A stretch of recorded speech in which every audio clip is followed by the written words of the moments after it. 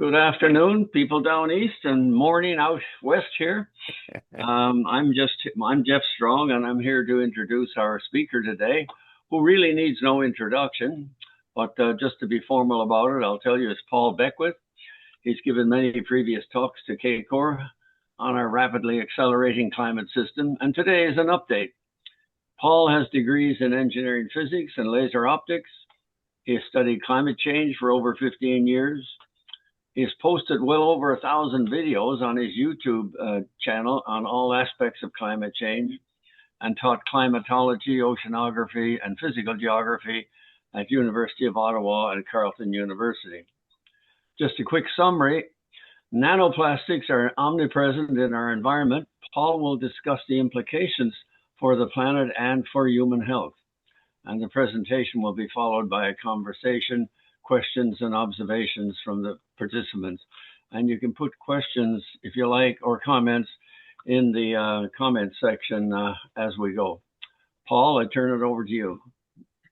Well, thank you, and thanks everybody for attending today. I actually did a dry run of this talk, which I filmed, and I'll be posting it on my YouTube channel. So if you just go into YouTube and search for Paul Beckwith, you'll find it there later today, as you will the recording, which is normally put up by the end of the day. So nanoplastics in the environment, why are they a ticking time bomb? Because, imagine throwing a bottle into the ocean 4 or 5 decades ago. You know, Basically plastic is chemically very resilient, so it's mechanically broken down in the environment through weathering and many other processes. And eventually these fragments of plastic get smaller and smaller until they become sort of nanometer time scale. And what is so I'm going to talk about a couple of the main things that have happened just this year in this area. And one is a study came out in a medical journal beginning of this year about how human brain samples from autopsies contain an entire spoon's worth of nanoplastics. So we've got a spoon here, or a fork, plastic fork or spoon, about 7 grams. The average human brain of these people aged between 40 and 45 years old, and it was about 50 odd brains that they looked at, they had an amazingly high amount of these nanoplastics fragments, typically 30 nanometers by maybe 200 or 300 nanometers in size. But if you add up the weight of all of them, it came to about the 7 grams or one spoon or fork. Now, these were of people that didn't experience any dementia in their life. There were a number of brains, 10 or so, where the people had some sort of dementia or Alzheimer's, and the concentrations of plastic in their brains was 3 to 5 times higher than of the average level. So what does this tell us? I mean, these are very frightening numbers. So basically, the average human brain was 0.5% plastic, 99.5% brain. The demented brains were anywhere from, say, 1.5 to 2.5% of the brain was actually plastic and not brain material. So where does that put us? Because I mentioned the time lag it takes for, say, a bottle thrown in the ocean decades ago to become nanoplastics by breakdown in the environment. But those are so-called tertiary microplastics or nanoplastics. But we also, by design, make many small plastic particles for various products that we use. So think of your facial cream can contain all these little micro beads of plastic, or any abrasives or exfoliants. even shampoos, dish detergents, those sort of things, often by design, carry small plastic particles. Some countries have banned this, but many countries have not. So they're there, they're in the environment. So you don't have to wait 30 or 40 years for the bottle to break down to produce nanoplastic size fragments. By design, it can be a lot quicker depending on the products that we're making. Now, plastics, of course, there's a huge connection to the fossil fuel industry because, we're very worried about climate change and abrupt weather events taking off around the planet, etc.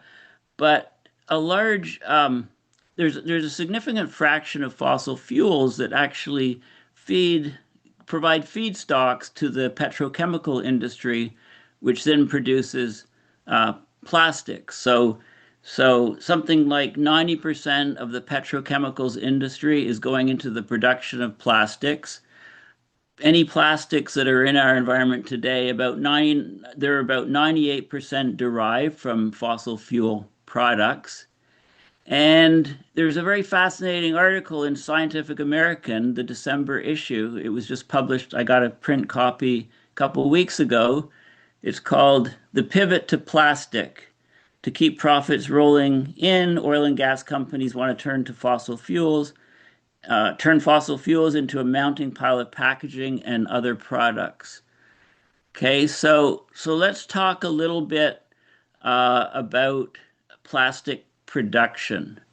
Okay, so the first plastics that were produced was 1907, and the product was Bakelite, which you may know was part of making electrical switches. The electrical plugs that go into our walls, they all used to be Bakelite. You'd screw your light bulb into a Bakelite fixture. So that was the first plastic, 1907, but it wasn't used for many things, there weren't a lot of plastic products. Plastics, there were under 2 megatons of plastic produced per year as far back as 1950. Okay, well then what happened? Basically, the doubling period for production of plastics was about 10 to 15 years, something like that. It's still there. Just to, I'll give you some more numbers, but basically today we're producing according to the Scientific American article, about 500 megatons of plastic today, and the doubling period is still estimated to be 10 to 15 years. So the fossil fuel industry, when they're told you can't burn fossil fuels because of climate, they're not going to stop digging up coal and natural gas and oil. They're going to keep digging it up, and they're going to use it to greatly expand the plastics industry. So projections are that it'll basically triple in size with a doubling period, in the next it'll double in about 15, 20 years, and then it'll double again in another 15, 20 years after that. So the amount of, if you go back to that plastic bottle example, say it was thrown into the ocean 50 years ago in 1975, what was plastic production in the world in 1975? Well, it was, say, 2 megatons in 1950, maybe 15 megatons in 1960. So you can get an idea for the amount of plastic we produced then. A certain percentage went into the environment, started breaking down into the nanoplastics, right? There's a huge lag period.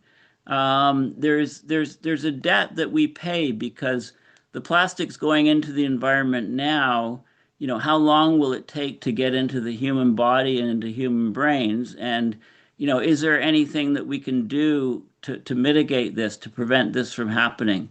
I mean, so the interesting question is, how long would it take before half the population suffers from dementia because of plastic buildup in the brain. Like you can do a back of the envelope calculation and, come up with 2 or 3 decades yourself. I don't need to tell you this. Just, think about the processes involved.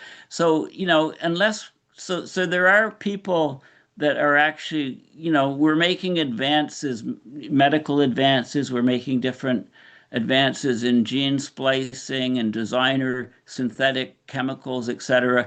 I mean, maybe there's a way that maybe there's some bacteria or fungus or virus that we can find out that has some ability to biodegrade plastics, and if we could if we can come up with this type of technology, this sort of Frankenstein type technology.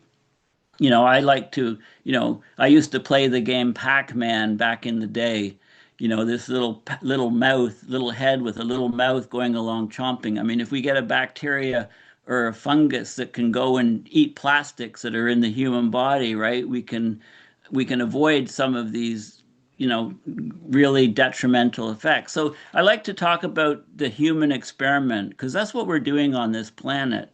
I often talk about it with climate change, right? Climate change causing more and more problems in the environment. Will the human experiment come to an end? Will we, have global food shortages, say in, a decade or two, because of climate disruption? But this is now another, in case you were just worried about one thing, right? I'm giving you lots of other things to think about and worry about plastics. And there's a huge connection, of course, between the two. So there's been UN efforts, global efforts to put, to rein in the amount of plastics going into the environment. And so far, they've been completely unsuccessful. The latest attempt for climate, of course, was COP30 in Belém, Brazil, which I did not go to. I mean, one of the main reasons I go is I like to get a new water bottle every conference, and they have a beautiful one this year.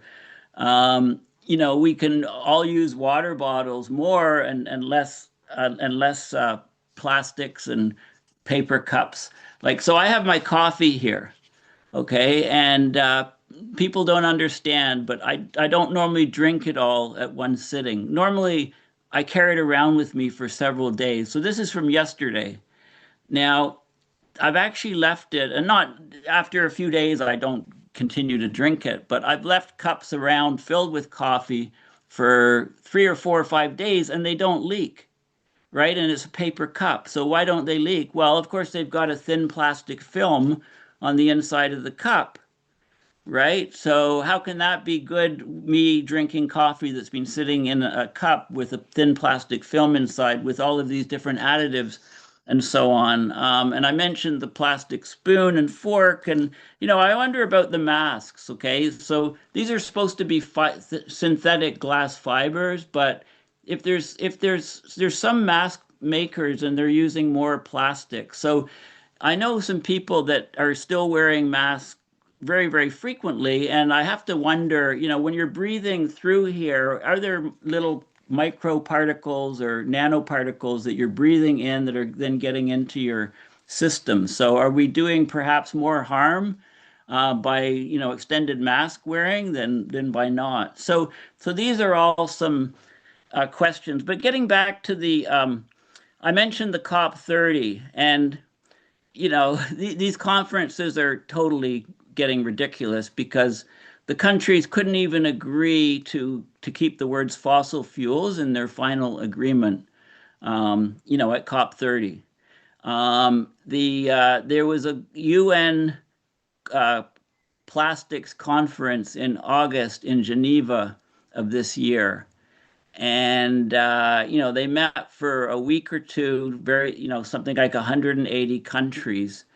And like the COP conferences, there were more attendees from more lobbyists from fossil fuels and big plastic companies at the conference than there were delegates from any given country. So they have a dominant role, not just in climate conferences, but in plastic conferences. So the talks basically broke down. They didn't agree on anything. Some countries wanted caps on plastic production.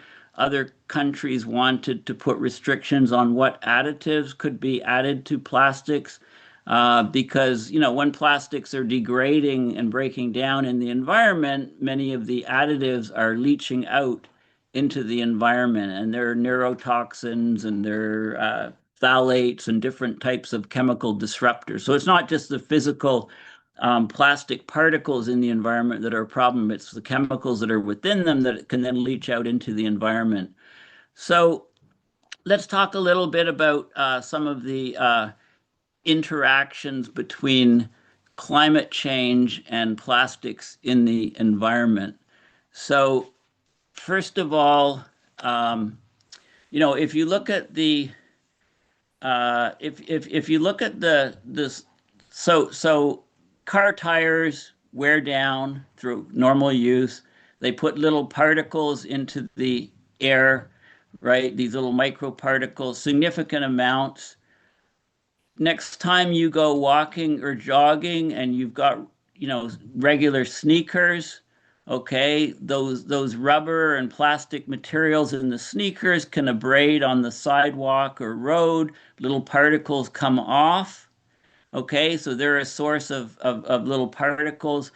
The lines that are painted on roads wear down eventually, and the paint can flake and wear, and those put different plastic microparticles into the environment, right? I mean, you can think just about of just about any product that has wear and tear and is made of plastic is going to get different particles going into the environment. So they're all around us. They're everywhere. So it's just the brain thing is very concerning because one could argue that there's already tremendous amounts of dementia and mental illness in politicians in the U.S. government, for example. So maybe the plastics are affecting us already. Maybe we don't have to wait 2 or 3 decades for massive. But think of a society. How would our society, given all the other stressors like AI? Okay, so AI.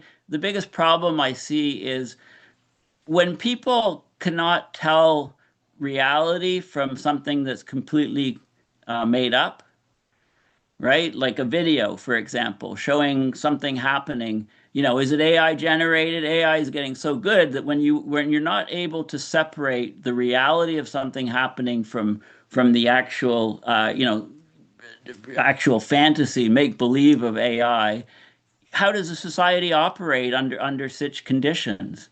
Right? So there's all of these other stressors, but I don't think the plastic one is recognized enough. But let's look at some of the things that climate change is doing.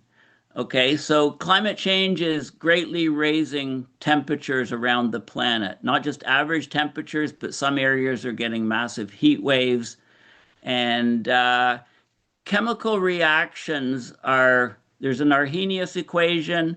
So if you have a higher temperature, the rate of the chemical reactions or biological reactions increases, right? So with higher temperature, you could expect weathering processes that break down plastics to increase, right? So that will generate more microplastics. More of the plastics in the environment will be broken down into smaller and smaller plastics. So the number of microplastics and their effect on everything will increase with higher temperatures. Okay, climate change is causing a lot of droughts in various places. And when you get droughts, anytime you get a wind, it can pick up. The soils are very, very dry and dusty, and plastic particles are very light. So in the soils, when there's windstorms and it picks up dust, haboobs and things like that, there's a lot of particles of plastic that can be picked up and spread around, when droughts occur in some regions. In other regions, you get torrential rains leading to flooding.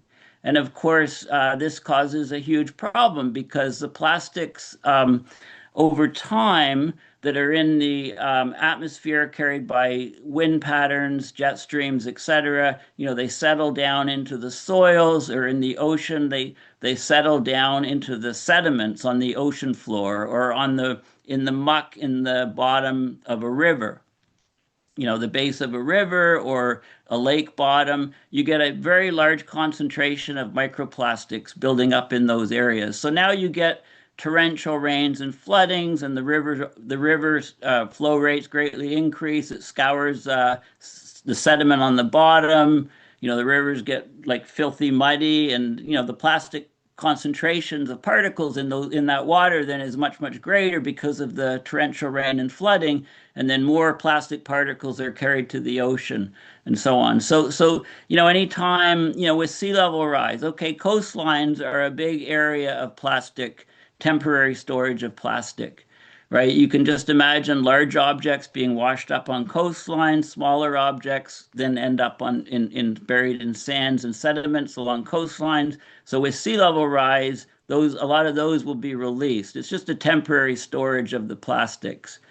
Um, we're seeing a decrease in we're seeing a decrease in clouds around the planet. So there's more solar radiation hitting the surface, and in the solar radiation, there's more UV that's getting through, and the UV light photons are powerful enough to cleave bonds within materials, and including plastics, and cause a breakdown, embrittlement of the plastic, cracking on the surface, breakdowns, and so on.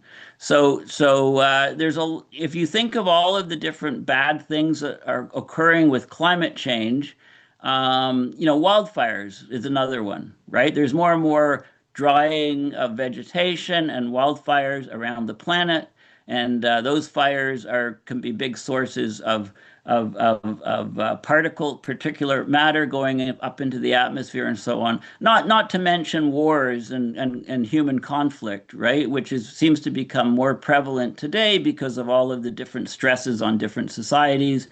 And just think of the basic total destruction of infrastructure in Gaza, let alone all the people that were killed. Those buildings that were destroyed, and the society, the cars, everything. Our societies are built partially on plastic today.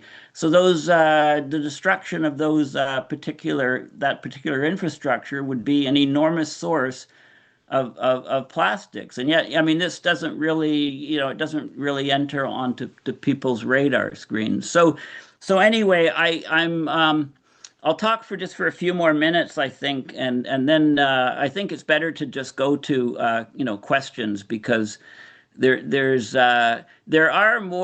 becoming more awareness of the plastics problem, I would say, in the last few years. I mean, the UN conference, although they didn't get a global agreement on plastics, it was really eye-opening to people. You've probably heard of plastic collecting in the ocean gyres, 5 major ocean gyres on the planet.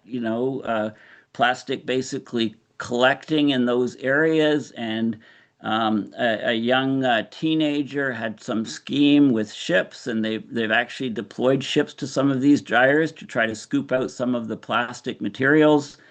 One of the things that with climate and temperature rise, is I talked about chemical reactions increasing in rate as far as weathering of plastics goes. But when you think about metabolism of living organisms, that's very temperature dependent.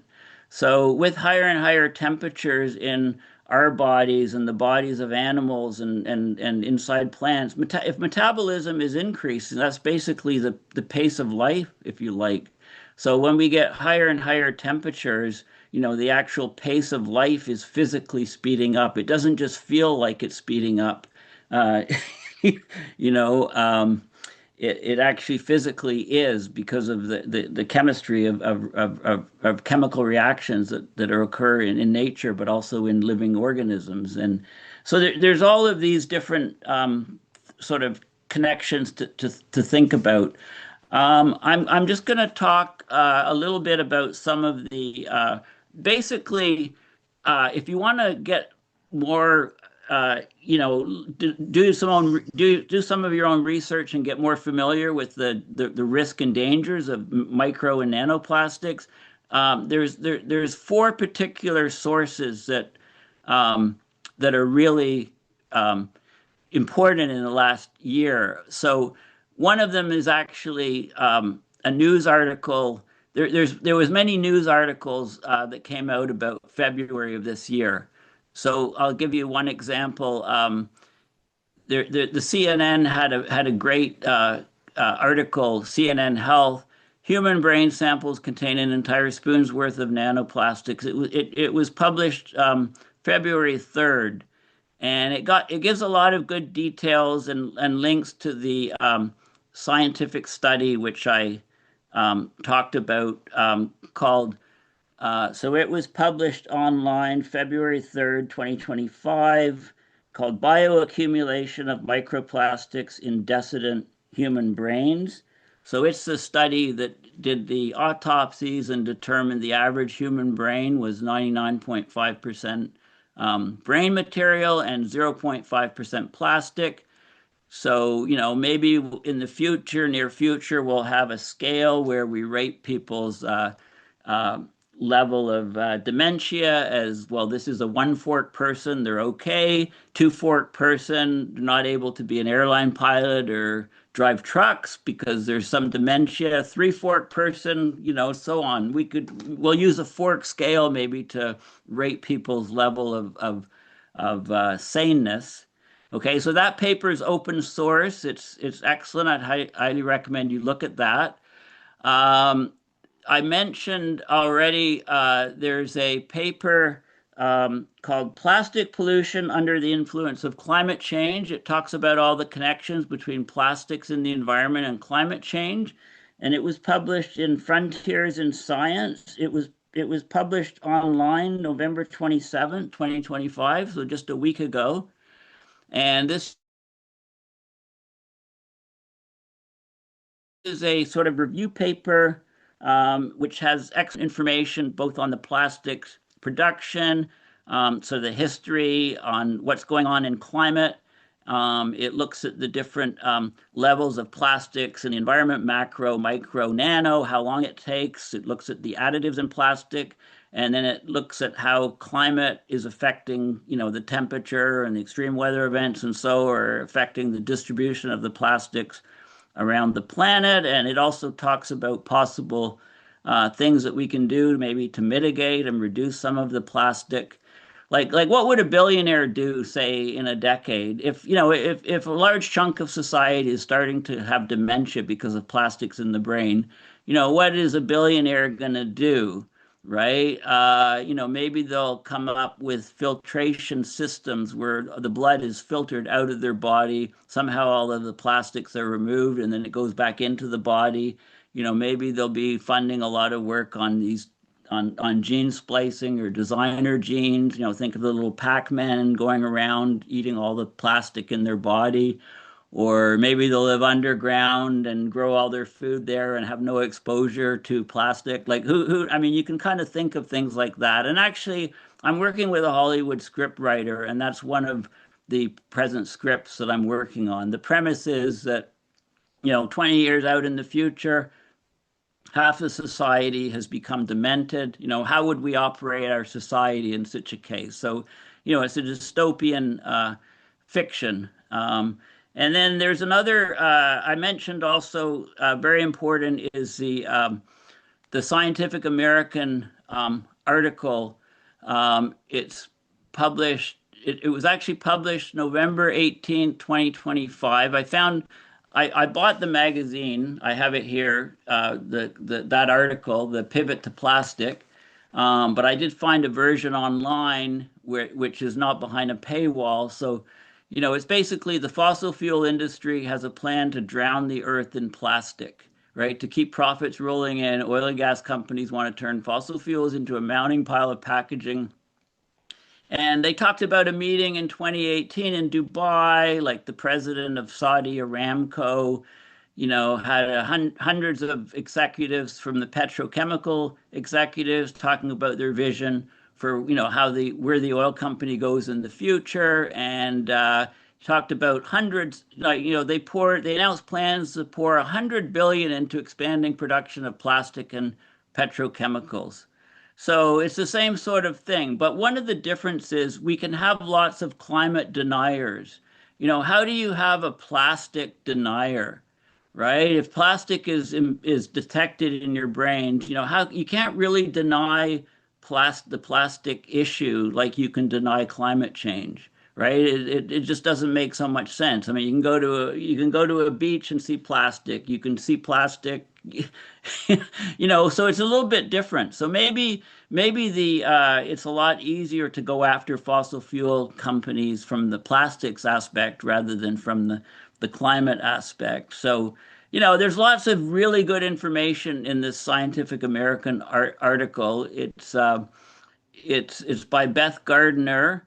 It talks about a book that's coming out in February 2026 about Plastics Incorporated and all about the plastics industry and these sort of things, these attempts to keep the fossil fuel industry extracting, coal and gas and oil. Another thing is when the fracking industry took off, the petrochemical industry took off in the US even more because one of the components that results from fracking is ethylene, and ethylene is one of the most important feedstocks to make the polyethylene and other types of plastics. So the ethylene, when you frack, you get all your oil or gas or whatever, but you also get all this ethylene, which is being used by the petrochemical industry to greatly expand it. So all of this stuff is happening. I mean, the industry is not planning on, the fossil fuel industry is not planning on leaving a barrel of oil in the ground. They're going to extract everything possible,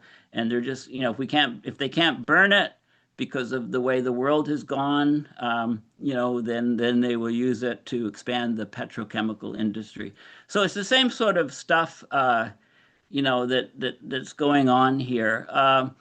Half of the plastics ever produced by humans has been produced since 2002. So, if you measure plastics in brain in 2016 and then you find a 50% increase when you repeat the same measurements in 8 years later, you can just extrapolate and see, when half the people will have two forks in their brain and therefore, suffer from dementia. So this is a huge problem, and it's very in your face. And, people talk about recycling of plastics. Well, I've mentioned, great with aluminum, great with glass, paper, pretty good. But, it's not happening in significant amounts with plastic. 5 to 6% of plastic in the US is recycled, 9% on a global basis. So it's just not happening. It's not working. And speaking of the petrochemical plants, if you've driven down in the US, I did quite a bit of driving across the country for storm chasing in previous years. And there's a 137-kilometer stretch from New Orleans to Baton Rouge, Louisiana. And locals there call it Cancer Alley. There's chemical plants and factories everywhere you look in that region. And there's been tremendous growth since the fracking industry started, as I mentioned, because of the ethylene byproduct, which could go directly into feedstocks for chemical plants. And we don't have good regulation on all of the different components that go into the plastics. So, because and they're everywhere. Like in the medical industry, you add there's thousands of different chemicals that you add. They mentioned here one analysis found. I'm just randomly picking out some things from this Scientific American article, and then we'll go to questions, I think. But one analysis found that 16,000 different chemicals are used in making plastics, including additives such as stabilizers. And stabilizers are often to make plastics more durable when exposed to UV light. Um, Plasticizers. So plasticizers are put in plastics to make them more flexible. So the soda bottles, like when you get a ginger ale or Pepsi or Coke in a plastic bottle, it's flexible because it's got the plasticizers in it to give it that property. There's lots of dyes to color the plastic.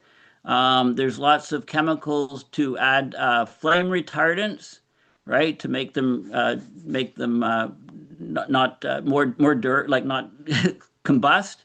More than 4,000 of those 16,000 substances pose health or environmental dangers. Safety information is lacking for another 10,000. Okay, so we're just putting all kinds of stuff in there, and by design, plastic does not readily decompose, right? It's got great longevity in the environment, which gives it time to mechanically break down into smaller and smaller fragments. Um, you know, our household is full of plastic particle generating things. Probably the biggest thing from a typical household would be, you know, from your washer and dryer, right? So you throw your clothes in there, it washes. It's maybe 50% polyester or whatever. Those fibers break off. You get thousands of fibers from an item of clothing. Um, our packaging for food is all plastics. It's in everything. It's in blood, semen, breast milk, bone marrow, placentas. It's everywhere. It's ubiquitous. The highest mountains have plastic on them. Plastic's been found on the polar ice caps in large quantities, right? I mean, there's no really permanent storage for it. It's just moved around from one thing to another thing. Here's one more thing I'll say. You know, the other there's been other, I mentioned the brain thing, but other research found the tiny particles in the neck artery plaque of nearly 60% of patients tested had plastics. And of those people where they found plastics in the neck artery and plaque, 3 years later, the rates of heart attacks, strokes, and death was 4.5 times higher than among the people whose samples contained microplastics, right? So if we're worried about diseases increasing and so on, an obvious place to look is at our plastics behind some of these things. So anyway, it's all pretty dire stuff with plastics. I hope if this paper gets you to do some of your own research on the, or at least read the three or four main reference sources that I've talked about, and you could watch my I'll put all the references in my video that I post later today with this same topic, basically, nanoplastics, humanity's ticking time bomb. So, we have many multiple problems in our society that are threatening, the human experiment on this planet, and plastics is a huge one that is often overlooked. So I just hope I get you thinking about it.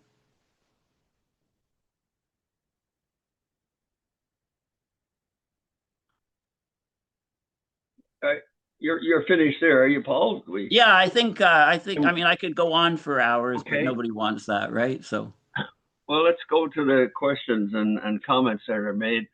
And not a lot of questions, but quite a few comments that are just as interesting. So I'm going to start with Richard Vanderjag, who made an early comment, and then I have Claude down as being on the deck. Richard, do you want to care to rephrase what you were talking about? Sure. I can't turn on my video. It's the host has stopped me from turning on my video, so I'll just comment. But I just Paul, just in reading the studies that that that you've read, I have to say that I've read through the nature studies, and there are two actually that were published this year, and both of them came to the conclusion that there's strong evidence of correlation, but neither of them actually concluded causation. But I mean, to prove right. proof is a very high bar indeed. That doesn't mean to say we shouldn't be taking um, uh, the safest course at this point and just ban fossil fuels and plastics altogether. I would agree with you on that. And I'm not by any means trying to protect the fossil fuel and continuing to, throw plastics all over our environment. They're even found in the Arctic for that matter, and as well as all throughout your brain. And as I put in the comments, they're actually also associated with immune effects, reproductive effects, cardiovascular effects, as you mentioned, as well as dementia, and it goes on and on. And they're also found in your liver. And as you also mentioned, they're ubiquitous. It's very worrisome indeed. And I think, really, frankly, we should be banning them anyway. Yeah, I think that's an important point because this is just one study, right? I mean, it's the first, Well, I think there was there were two in Nature this year. yeah, yeah, and there was a preprint for before this study was published and with peer review, it was in one of the preprints and Yeah. discussed. But I guess one of the things with dementia patients is perhaps dementia is hitting a person and that changes the physiology of how the brain is working. Like there's less barriers, the blood-brain barrier is weakened. So maybe that would allow more plastics to get in. So they don't know for sure that the plastics in the brain are actually causing the dementia or not. I mean, but I think with a lot of dementia, like there's a restriction of arteries and veins, and there's less blood flow, less oxygen flow in parts of the brain. And it seems to me that plastic embedded in arteries and veins would restrict blood flow and do just exact that sort of thing. So the mechanisms are there for plastic causation, but you need to do way more studies, especially if you can't Oh, make a yeah. statement that half of our planet is going to be demented in 20, 30 years based on one study, right? Oh, yeah. So this is just to get the conversation rolling about that. And the other thing is it did point out that the brain isn't the organ of the human body that's got the highest fat percentage, like 60% lipids. And the levels of plastics in the brain were, what was it? Like they were, 5 to 9, 8, 9 times higher than the plastic levels in the kidney and liver, right? Hmm. So yeah, it's still, I mean, we need way more work and they're coming up with better diagnostic techniques. So when they look at brain tissue, they can do fluorescent spectroscopy, they can do all kinds of different, physical techniques to try to measure, it's hard to measure something that's so small. A couple hundred nanometers. Especially if it's transparent. I mean, one thing I didn't mention with climate, I should mention it while I think of it. It's not related to your question. It's very important. We're worried about the carbon sink declining, especially in the oceans. So then more of the CO2 and greenhouse gases that we put in the atmosphere would stay in the atmosphere as opposed to be absorbed in the ocean. One of the big factors in carbon sink is excretion of poo from zooplankton and fish and so on. Now, if it's laced with plastic, which is very buoyant, right, then think of that's a big carbon sink in the ocean is the poo that goes down to the seafloor carrying carbon. But if it's laced with plastics that are highly buoyant, it's not going to get to the bottom of the ocean anywhere near as fast. And you can imagine that the whole carbon sink strength would be greatly reduced by contamination with plastic particles. That's an important factor, which I forgot to mention when I was talking. Smallness is dangerous, it sounds like. So, Claude, you had something, I think, to say. Actually, and Jean Doherty is on deck. She has a very interesting question there. sometimes my links that I do to confirm what the speaker is talking about, in this case, Paul. So I also included this picture behind me as a background. The spoon it was a GIF, and I took a still of it. I don't remember the source. But the question I have is speculative, Paul, because how does this affect politics? In other words, what are the very early signs of dementia as it affects people's ability to recognize what is in their best interest or what would be appropriate for mass action? Yeah, I mean, this is a, as societies age, right? I mean, statistically, you're going to have more dementia, just from the pure, a lot more older people. Interestingly, there are some countries where dementia rates are almost non-existent. For example, United Arab Emirates. And there's a good reason for that is nobody lived there before about 1950, 1960. Then they discovered oil, and the population went from very, very small to multi millions of people, right? But all of the, unless people immigrated in, the people that were born there, there's very few people over, say, 50 in the United Arab Emirates, just because of the demographics of the population. So you can get some data points from that.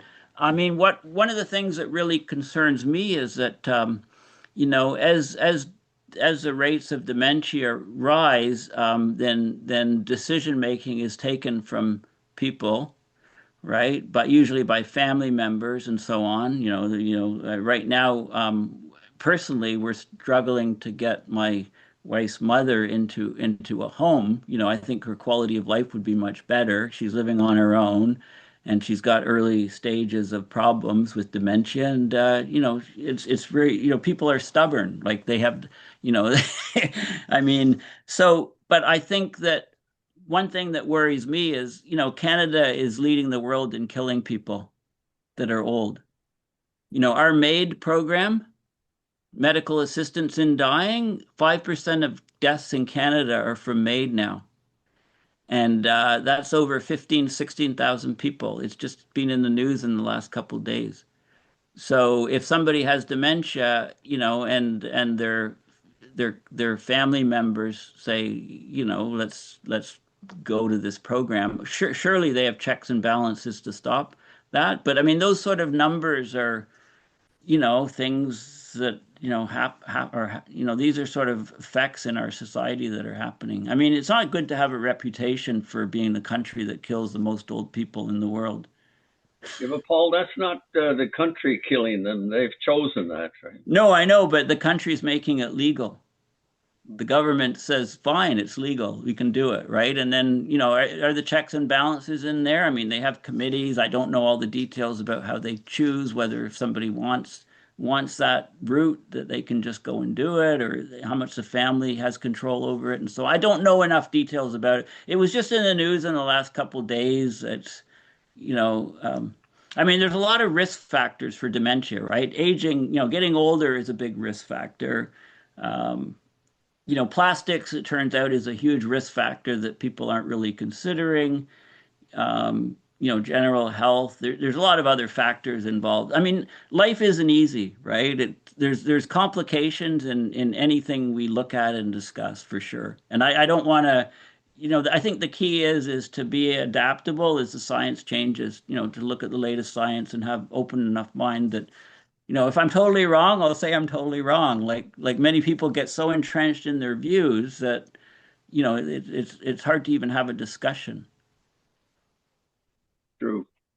Thank you so much. To Jean here. She has a good question there, and I have it down. David Pollock made a statement. I don't know if he wants to comment on that. Otherwise, we'll go on to Art Hunter after that. Go ahead, Jean. No comment now. Thanks. Right.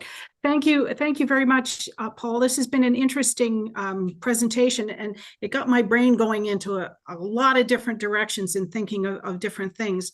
You have nanoplastics in it? Well, yeah, to a degree it did. Anyway, the reason, what I was thinking is sort of similar to the idea that the answer to a lot of problems that we had was, oh, let's use plastic. It's going to be lighter. It's going to be more, everything else is going to be great. And the result has been something that was catastrophic that nobody's really thinking about, and the long-term effects of it. And how to get back to what used to be is going to be very difficult. The question that I ask is the chemical structure of the nanoparticles altered a lot between its original chemistry of a plastic and what's now in the nanoparticle? Or is it just small bits that have been broken down? Yeah, I mean, like fossil fuels are carbon hydrogen chains basically, and when you make plastics, you make really long chains of carbon with different they call monomers attached to it, and then you add your additives, change the chemistry slightly, so you make the plastic. But I mean, plastics are by their nature, it's covalent bonds Mhm. which is sharing of electrons, which makes them very durable and hard to break down. Like they don't. I mean, if you have ionic bonds, then different polarized water molecules or things can attack them. But the covalent bonds make the plastics very durable. So that's one of the big problems that they're so durable. It can take, it can take hundreds of years for them to chemically degrade. But there are some bacteria and fungi that can attack those long carbon chains and start breaking them down. But the problem is when you go to smaller and smaller fragments, whether they're small microspheres or irregular fragments or fibers, like from your clothes or the surface area to volume ratio greatly increases. And when you have the surface, many chemical reactions happen on the surface. And also, when you have a much larger surface area, the leaching rate of the additives to the plastics can greatly increase. So if you have a large macroplastic, you're not going to get a lot of leaching of the things that give it color and flame retardants and all of these other, plasticizers that make it more rubbery, like in the pop, containers and things. All of those things can like leach out, and they'll leach out at much higher rates when the temperature is higher, which climate change is adding to. When there's more abrasions, so think of just a storm in the wave. Like when you have a wave in the ocean, it's putting some water vapor into the atmosphere, that white foam, the white wave crest. Well, if it's got plastics in the surface of the water, they're also going into the air, or a wave breaking on the shoreline or so on. So the other thing is that there's certain pesticides and there's certain heavy metals and there's certain other chemicals which love to go onto the surface of the small plastic pieces. And if there's a lot more surface area of the small plastic pieces, then these things can build up and bioaccumulate and cause problems. Even the PFAS chemicals, right? Like we call them the forever chemicals. They love to adhere to the surface of plastic. So as you get smaller and smaller fragments, and there's more and more surface area for that sort of chemistry to go on. Yeah, thank you. The reason I was asking that was for sort of twofold. One, dealing with how you can actually manage to recycle plastics, actually bringing them down into their constituent parts so that you can actually reuse them and so on, as opposed to being bits and pieces. The other was the comment that you had made about early on in the talk about bacteria and different kinds of organisms that can actually break down hydrocarbons. And I use the term hydrocarbons because plastics, as you say, are actually a type of hydrocarbon that has been chemically pulled into a long chain, so that there are ones that can actually be used on oil spills, for example, that will actually break the material down into their constituent small chain hydrocarbons. And one of the things that could end up happening with that, if you start getting a lot of breakdown of the plastics, you might be into its constituents chemicals, you might end up with a lot of CO2 and methane and ethane going into the atmosphere. Just a comment. Right. I don't know if it's true, but just a comment. But thank you for that. Okay, so David Pollock, did you want to enlarge upon the link that you gave, or shall I go on to Art Hunter? No, it's just a study I just called up and I haven't really absorbed all of it, but Okay. I was just trying to draw attention to the fact that the Great Lakes are very much a part of this whole plasticization. So I thought the study was worth looking at. Okay, we'll go to Art, and then Beatrice Olivastri has a comment on here. All right. Okay. When I first went to the National Research Council in 1975, the entire Department of Chemistry was busy generating families of plastics. It's not one formula produces one type of plastic. There's entire spectrums of it. I'm not sure what the different chemical properties are, but I am aware that some are very sensitive to ultraviolet radiation. I presume others are more susceptible to pollutants in seawater and so on. I think there's a very interesting chemical soup out there in the environment, of which a family of plastics are introduced into, and they probably become part of that chemical soup themselves as a pollution. But I'm speculating here, Paul, because Yeah, I have this vision that says there's a whole variety of plastics and a whole variety of ways of other chemistries to attack them and help break them down rather than just mechanical means.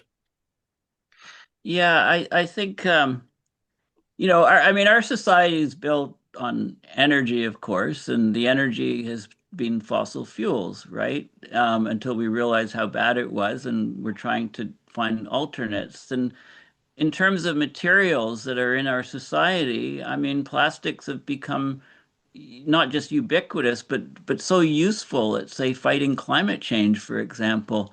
I mean, having plastic material to wrap food up in, we can greatly reduce the amount of food waste.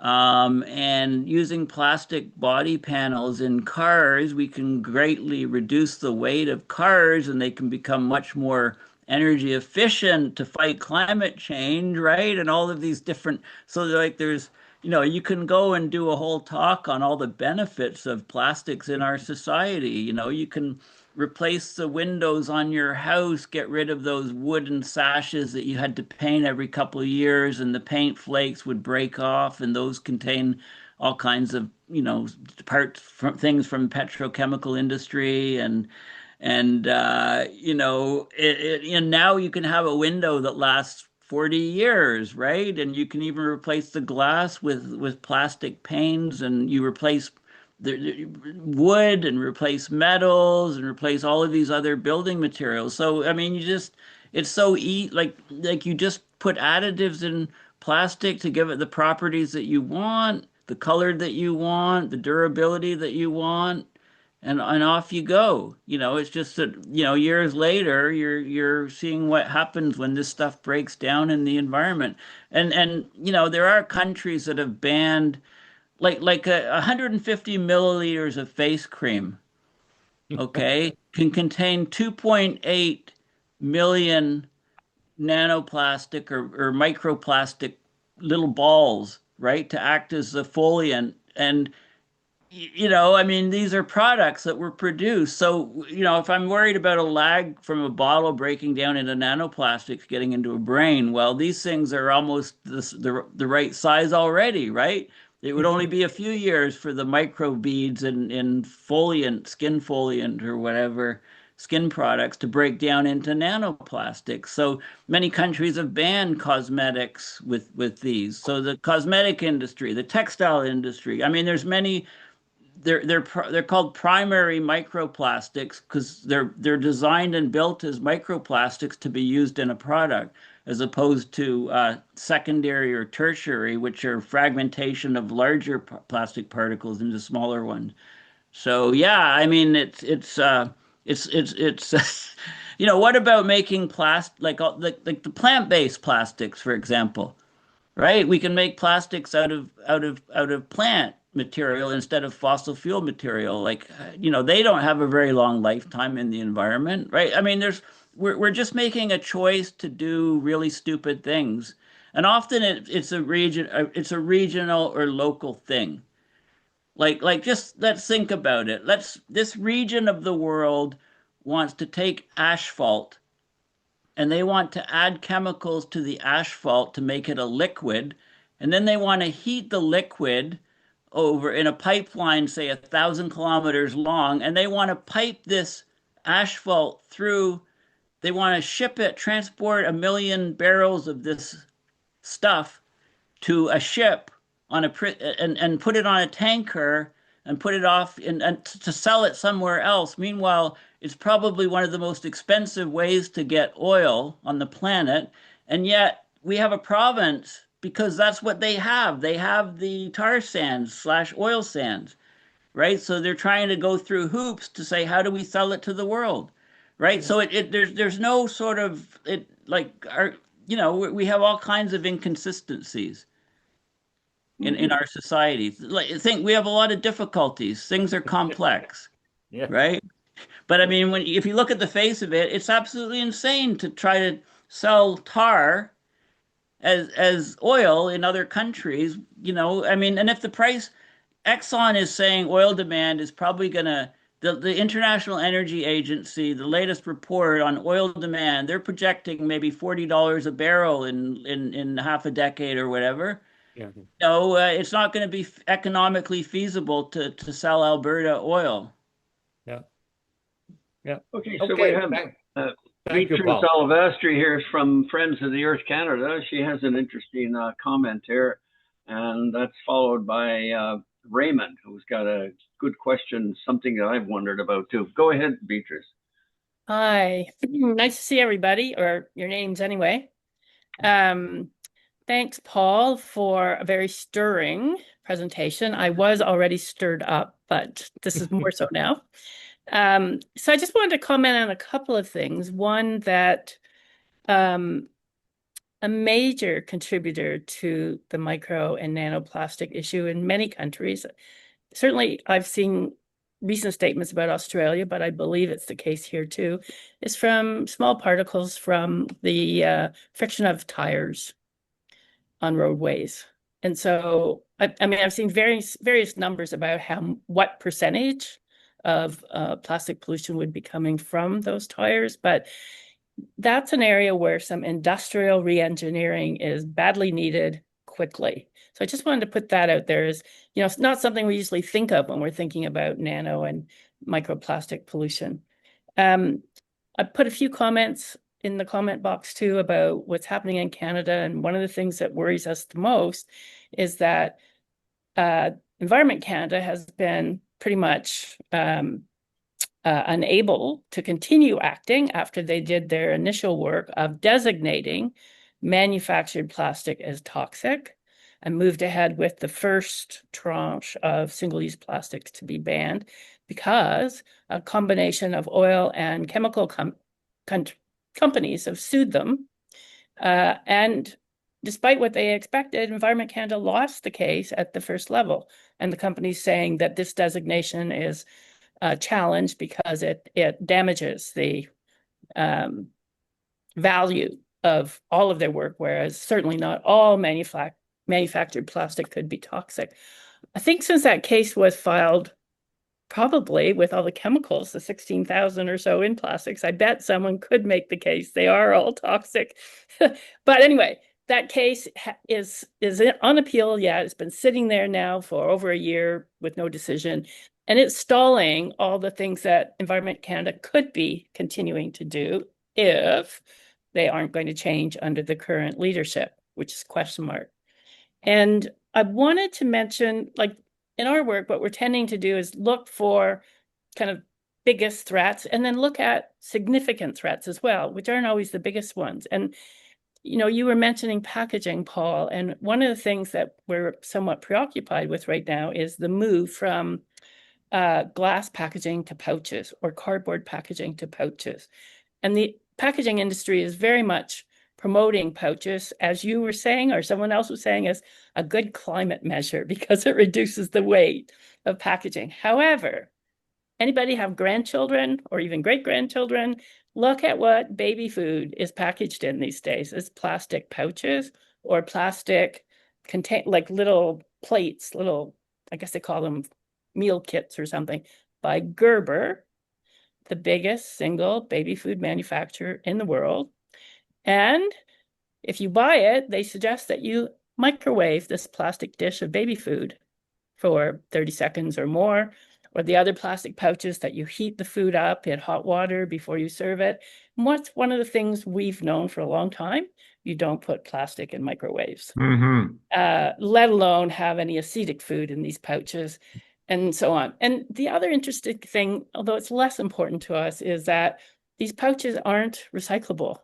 They don't have a resin number on them. They don't know what to do with them. And yet, if you go in, just be more aware the next time you're buying groceries, just about everything's in pouches these days. And so this is part of the trend of it gets in under your radar. So all of a sudden you buy your fruit and vegetables, you buy the baby food, you buy everything in pouches, and the kids gnaw, they drink and they gnaw on these pouches because that's what little kids do. So just, sort of the large scale political thing. And then finally, Environment Canada has done a good job at the plastic treaty negotiations. I'm very concerned with the current government that they may backtrack somewhat. As of July, Canada was sticking with their position. We must have a life cycle assessment. They were still part of the leadership group, but who knows where we're going to be in whatever the next negotiation is. And we'll find out more about that in the coming weeks. That's it. Yeah, just a point about the car tires. So in the paper published a week ago with the title Plastic Pollution Under the Influence of Climate Change, they have a section. They argue global leakage of the microplastics in 2019 was 2.7 megatons. And they said that the major sources are tire abrasion is 0.7. So it's about, it's over a quarter of global microplastic emissions just from tire abrasion. Brake wear, 0.1 megatons. The linings of brakes, every time you brake, that's sometimes you can smell it if it's wearing out. Okay, it's putting microparticles in. Eroded road markings, 0.2 megatons. So, they paint on the roads, the lines, and those have to be done so I guess that's what they're talking about. And then they talked about the soles of shoes, the abrasion from that being actually a significant, surprisingly high number of microplastics are coming from your Adidas when you go jogging, sort of thing. Everybody needs to lift up their feet and not scrape their running shoes on the road when they and paint wear and flaking is a big one. Of course, construction, demolition, household textiles. This is, I think, from from your washing machine and 0.8 megatons, wasted sludge, etc., and so on. I mean, plastics are a big part of the overall carbon cycle. We talk about the carbon cycle, it's always in terms of climate change, but it's also, plastics are a big part of it too. So anyway, great points. Okay, go on to Raymond here. You had a question, and after that, Richard, you had a couple of other statements you made, but I don't know if you want to enlarge on those. Go ahead, Raymond. Thanks, Paul, for a very interesting discussion. My question is on so-called biodegradable plastics. Now, my hunch is that the biodegradability of plastics is more about making them disappear from sight and not from the environment, right? So when these biodegradable plastics biodegrade, if they do they become precursor chemicals or do they become microplastics? Yeah, that's a great question. I don't know. I just know. I know. I mean, I've heard some of the biodegradable plastics. I think they tend to mean plastics that are based on plant material and not fossil fuel material. I could be wrong on that, but I mean, those sort of the lifetime of those type of plastics is much, much shorter. Then I mean they're not built to be durable like fossil fuel based plastics. So I don't know if that's when they say biodegradable, yeah, what do they mean exactly? Well, I know that some of the plastics they say they're biodegradable, but they're photo biodegradable, which means if you put them in a landfill under other stuff, they'll never biodegrade, right? But the concern for me is that why bother with this if it generates greenhouse gases and generates other issues, right? Maybe we should just let the plastics live in a landfill and then we've got the carbon sequestered in a landfill instead of releasing it back to the atmosphere. Right. And there are places, cities that choose to incinerate their plastics Yeah. and waste instead of, right? This is a whole other issue because Yeah. of the air particles. How good is the filtration of the results of the incineration? And what do they do with what's left over, right? They just reduce the volume of it. It probably still goes into a landfill, but Yeah. just a much lower volume, Mhm. the sludge or from the incinerator. Okay, thanks. Okay, Yeah, Richard. that's a big issue right now in Ottawa. They've proposed, in fact, they've bought land, for another incinerator. They want to incinerate our garbage, and but there are a lot of delegations that are going to be speaking against that. That's still yet to be decided. I think. I wonder if Yeah. it's not going to lose. But on another note, I was just going to say, it's frustrating being Canadian. Like, one of the things, and further to the point that was made earlier on that, Beatrice made, that there's this case that, okay, the fossil fuel companies won out, and it's not a threat to good health and so forth. But I think that should go to the Supreme Court, because really, then you could make a really strong argument that there's lots of data now, and increasingly more data, that it is a threat to our right to a healthy environment and good health. So that should go in front of the Supreme Court. And if it's not, then I would suggest it should do, and I'd be more than happy to help on that. And the last thing I was going to say is that in the Netherlands, they supply their yogurt, for instance, in cardboard containers. They don't even put it, not unlike the very thick containers that we get here, which is lots of plastic, which gets into our environment. And then the other thing is, if you put your plastic container in your microwave and then it goes through the heat cycle, it starts to degrade. And that plastic gets into the water, goes into the runoff and gets into our rivers and so forth. The next thing is you're eating it in your fish. So I suggest you don't put any plastic containers in your microwave. Sorry, in your Yeah. dishwasher. The problem is well, you have to, yeah, I mean, but paper containers usually have a thin plastic film on them. Otherwise, the paper just gets soggy quickly, and you can't put liquids and food in it. It's got to have some sort of protection from moisture to have any integrity. Like this coffee cup of mine that's a couple days old, right? I mean, no leaks. It's perfectly intact. If it was just cardboard, it would be, the coffee would have drained out. I mean, it takes at least a week for any coffee to come out.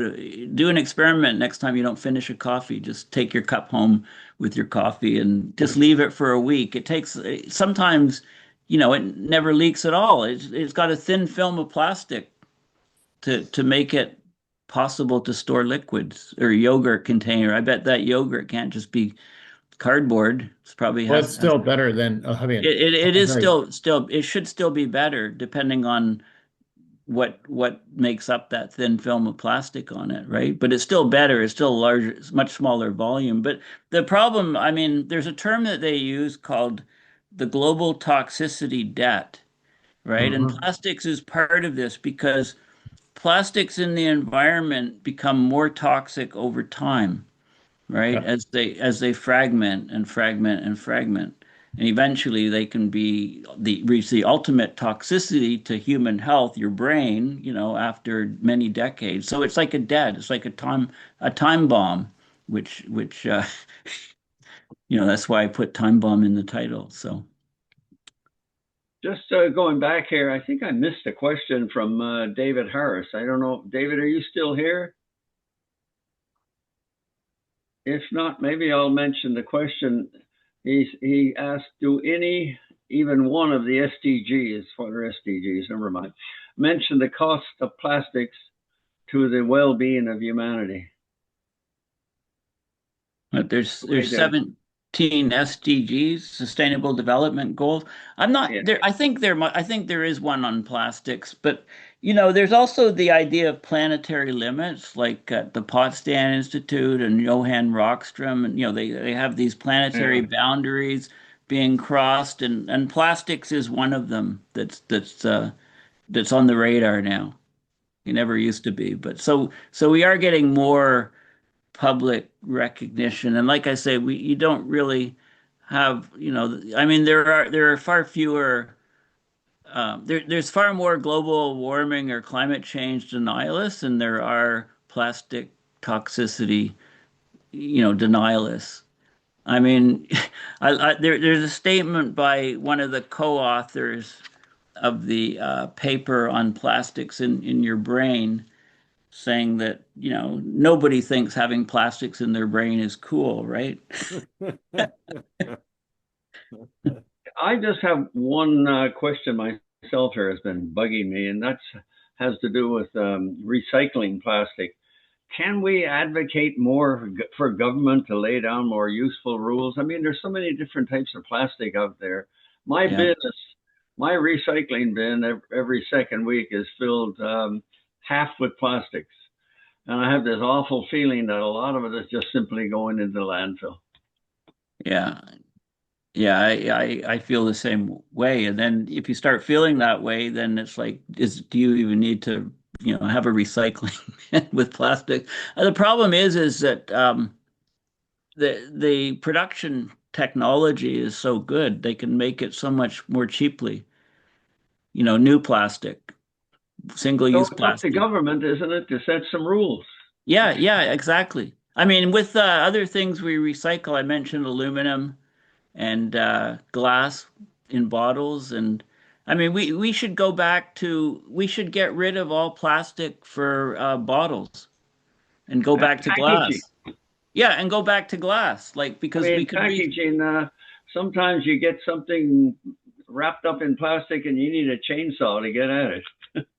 Yeah. I mean, why? Yeah, I mean, there's some countries where they have shampoos that come in solid, right? Yeah. Like it's not a liquid. You don't need a plastic shampoo bottle. You just have a little slug of something solid that you add water. It does, put it on your head and it just dissolves and it's your shampoo. Like we can do away with so many different plastic things. But yeah, if we can, I mean, the recycling rate is very highest by far for aluminum. Right? So we should go back to aluminum cans and no plastic pop bottles or bottles of any liquid or juice or anything. If everything was aluminum, we can recycle 76% of it with no degradation of quality of the aluminum. And you make the aluminum industry happy too. Yeah, exactly. So maybe we should go on to the rest of Raymond.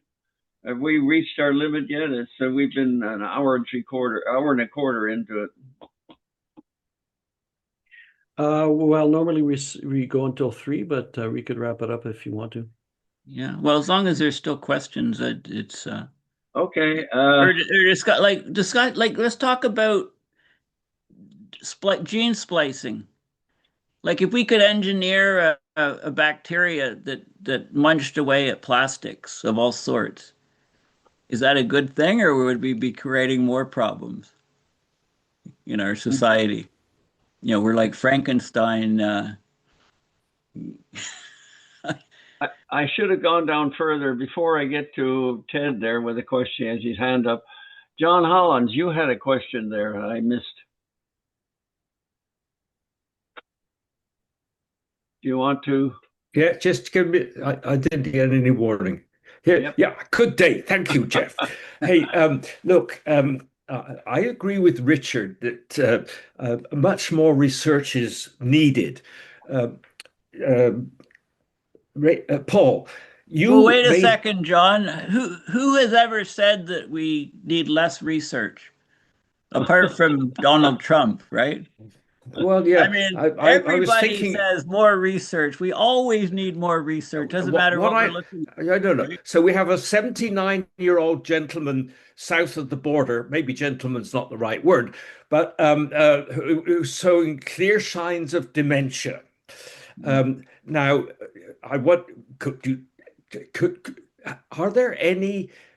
is there any research from autopsies of people with this dementia, say 79 years of age, compared with other 79-year-olds that are not showing signs of dementia. I doubt whether there is, but let me just say, I first met Coca-Cola on a school exchange when I went to France for 3 weeks. That was in the 1950s, which I've given up on Coke, but I still drink stuff that comes in glass bottles. It's also from France. It's wine, red wine. But look, we don't seem to have any real. I hear the concern, but if, as you said, Paul, these plastics are hard to break down, any biological effect cannot be through chemistry. It would have to be through physical effects. And so I'm frankly on the side of a skeptic here. I'm not persuaded, Paul. Give it a go. So you're not persuaded that the plastics in the brain are causing dementia, or? Well, Well, let me just let's talk about a river. Do you have some evidence to show the chemical effects of plastics in the brain? They found blood flow was reduced by plastics being in the blood vessels, the arteries and veins within the brain, reducing blood flow, which would lead to dementia. I mean, that's one of the big signs of. But the ubiquity of plastics of all different sizes. If you look in a river, for example, there's some rivers, like I think they've done studies in the St. Lawrence and I think China is the worst. Some of the rivers there. If you measure, biologist goes and gets a sample of river water, and they count the algae or phytoplankton, and then they count the plastic particles, and often the plastic particles outnumber the algae by a factor of 30 to 1. Like there's that many plastic particles. So when you think about how they're going to affect the ecosystem and how they're going to affect photosynthesis of the plants and all these other different they're just there, and they're having effects, right? So how can plastics in the brain, if 0.5% of your brain by weight is plastic, 99.5% is brain matter, and then you're okay, and then the guy who has dementia has 1% or 1.5% plastic. Well, this can't be a good thing. You don't need a lot more scientific studies to know this can't be a good thing. Right. So then you have to get the medical people, the people that understand how things work to see. The problem is the breakdown of the plastics is on all different scales. Right. It doesn't just affect it affects cells. I mean, these small plastics, they're the size of the COVID virus. Was saying 200 nanometers by 30 nanometers.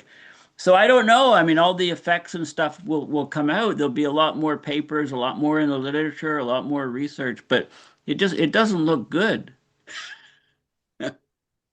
I should keep on drinking only liquids that come out of glass bottles. Mm-hmm. We had 2 questions from Charles Hall that came in late there, and then I'm going to go to you, Ted, after that. Charles, are you there? I'm here, yeah.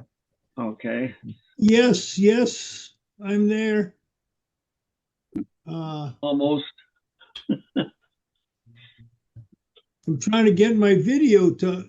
Are you blocking my video? It is disabled by the host. We can see you. We can see you, Ted. Oh, you can see me, yes. I'm Charlie. But Charles is the one. Charles. Sorry. Charles Hall. No, we can't see you, but go ahead anyway. Okay, they say you're blocking my video anyway. Yeah, it says on his it's muted at the top. So you probably need to flip it to let him. There he is. Yeah. Okay, here I am. Same old me.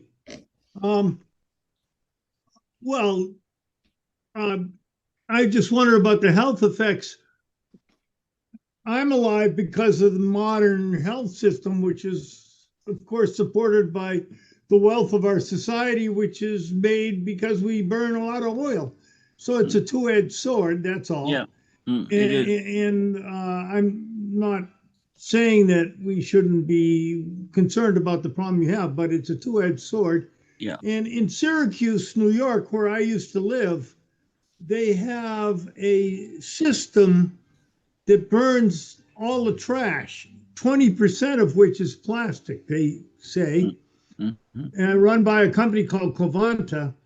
And I used to take my students there, and it was just they would take the trash and from the local three counties of Syracuse, they made enough electricity. They burned the trash and made electricity, and it was enough for almost 80,000 homes. And if you were going to have to burn something, I suppose, if you weren't, the nearest alternative that had extra capacity was the Cayuga coal plant. So presumably if you didn't burn the trash, you burned coal, and the trash was cleaner than the coal. It was quite clean, the effluent. People would argue about it, but so if you're going to produce electricity for these 80,000 homes, burning trash seemed to solve two problems at once. Now, I don't know if microparticles or micropollutants or whatever went out that stack, but it was literally in my backyard. So it was apparently quite clean by those people who measured it. And so I thought that was the best solution I'd heard of with plastics is it's oil. So you're using the oil twice. You're using it once for whatever the plastic was, and then you're getting rid of it by burning it. Now, what you might want to do next, but I think that's a good option that should be at least looked into by large municipalities. Was there a large smokestack on that incinerator? Sure. Yeah, so that's the thing. I mean, you put it really high up so it spreads, it disperses. No, It doesn't just come, it doesn't just come in your neighborhood, it disperses, right? The solution to pollution is dilution, right? So it really depends on, I'm saying that in facetiously, but I mean, it depends on the filter. I understand that, but all those studies were done, and it was cleaner than the alternative we had to produce electricity. Yeah, I mean, basically what wealthy countries do is they export all their plastic waste to third world countries, like to Well, maybe it's better to use it to reduce our consumption of fossil fuels. Yeah, well, I mean, China used to accept plastic for recycling, but they banned that. I think it was either 2018 or 2008. So after that, the plastic exports, some of these third world countries, their biggest imports and sources of revenue are getting the waste plastics and then dealing with it there. So if we can, I mean, technology with incinerators, I think the temperature they operate at is very crucial. The filters to capture, chemicals and particulates coming out the smokestacks are important, and all these sort of things. But yeah, it's like if you're going to burn fossil fuels, you'd be better off burning some waste instead and using the fossil fuels, I guess, to make the plastics. I don't know. I mean, we really do need to look carefully at why we do things, the way we do them. So I don't know. I mean, when I was a kid, like the term plasticine, it used to mean that moldable toy that you had as a kid, but now it describes, maybe it's a better term than Anthropocene, plasticine, Good point. Okay, could we go on with Ted? You have a... Yeah, I have kind of a wrap up for you. I'm trying to come from abroad on this thing, come from the big down to the small. You've been on microplastics and so on. My experience with plastic is wading through it knee deep and deeper in parts of Africa, in parts of South Asia, or in watching it float down in large rafts down the three rivers in Asia that produce more than half of the plastics in the oceans, those being the Mekong, the Yangtze, and the Huanghe. These constitute, in terms of vast quantities of plastic dumped into the oceans, which we find all over the place, simply because people want to waste stuff. They are always trying to blow it out, get rid of it, throw it on. In Africa, my biggest problem was they were throwing it on the beach. And therefore, we had to hire literally thousands of people every morning to go out and rake the garbage off the beach. Because in places like Guinea and Senegal, they don't have garbage dumps. It's simply thrown at high speed on the highway or trucked down to the ocean and poured in or poured into the river and watching it going by. Even in Sri Lanka, when we were dealing with waste, I had a problem there where they were throwing it out into the river. They were picking it up on the beach, putting it in a truck, trucking it up the river a mile, and within about a day, they were coming back down onto the beach again. It's the same waste going round and round. Now, so the idea of plastic waste is a very difficult thing to people to deal with. Secondly, there are some success stories. The Nilgiri Hills of South India is totally plastic free. It has been for about 25 years, since about 1999. And all they've done is banned all plastic, all bags, small, big, anything.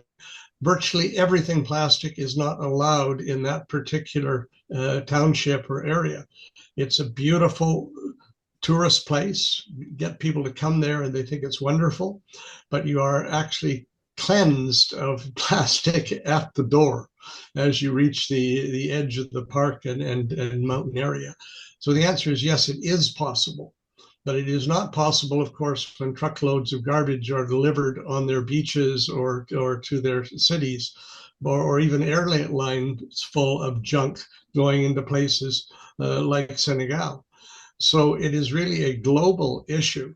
And obviously the harm to people and to their sensory systems is a consequence of this massive blasting of waste in all directions.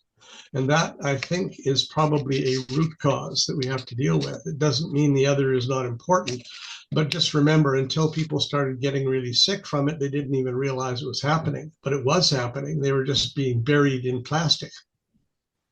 So that said, there is a very good initiative going on right now in the World Oceans Conference, the 24, 25, and now next year. And there are a lot of very capable people working on the oceans, working on the rivers that feed them, and working like the SDGs, although as a separate entity, to try and develop the protocols that will stop them from dumping plastics and any other waste directly down the rivers. So there are some things going on. There's a lot of literature, should you wish to see it. It's all part of the same big thing, which is how do we kill ourselves for bucks? And that's the part, of course, we're dealing with all the time in terms of all of the other issues. So thank you very much for raising this question. It's another aspect of the stuff that many of us are working on in other directions. And if we don't get it right, nobody will. Well, I'm glad that I can play a part in reducing people's climate change anxiety, or at least displacing some of it to plastics in the environment now. Before we cut off the recording, I want to thank Paul for not only a very interesting but extremely thought-provoking presentation, Paul. I'm going to be a lot more careful about any plastic containers that go into our microwave, for one thing. Okay, thanks. Yeah, just please, everybody, remember to join us. This is a club. We keep it going by helping each other to make things like this happen. And we're delighted to have all of the people coming every week, again next week, and so on, for what were we, 263 or 264 events. And we're not going to stop, because these do actually make a difference. They contribute to knowledge.